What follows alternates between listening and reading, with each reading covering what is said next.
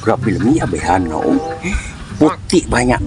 Sus kalami yun kupay-kupayon ba.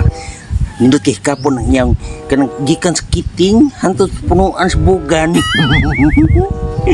Sus bahalag mabulasot o kamot. Grabe pagkahubagay bayhan na. Kinahanglan makuha gini sa ako mga diskarte nga magahubo og panty. Lord, kausa pamantaran ni mo dunggon ako mga pag-ampo, Lord. Uy! Tigain taon ko og sign, Lord. Nga kanang unsay akong mauyab, Lord. Dugan na kay kung nangayo ni mo anang uyab, Lord ba? Simple raman ta kong gipangayo, Lord. Kanang akong TDH, tall, dark, and handsome. Di ba daghan man kaayo na sila, Lord? Tigain taon ko, Lord. Bisag usa lang, Lord. Ay, Hi, Lord. miss. Lord, gabiha man sa nimo, Lord. Uy, ayaw na lang sa Lord. Uy, kumao man lang gani. Ay, kagwapo. Oh! Iba lagi ka, miss nga. Medyo itsuraan ko ba? Gwapo, kayo ang panahon. Kaya dili tantong init, kaya dili wala sa uwan.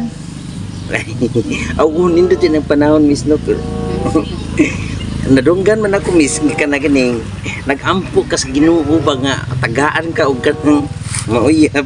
Pasig mauna ni, gidungog na sa itong Ginoo, miss, nga. Kanang, ang imong gipangayo na abot na. Diyan na, sa imong tapat niya. Mao, nasa kong kilid. Abi ni mo, miss.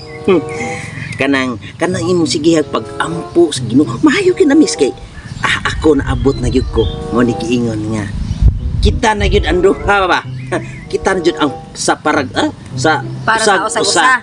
Mao ba? Mao ba?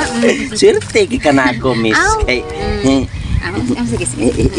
ay, Swerte kay kanino? Ano ba?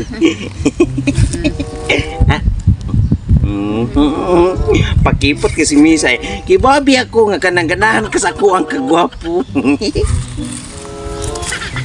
Baga ra kay kaog naw. Buka kung nukugnaw. But nipis ba ya?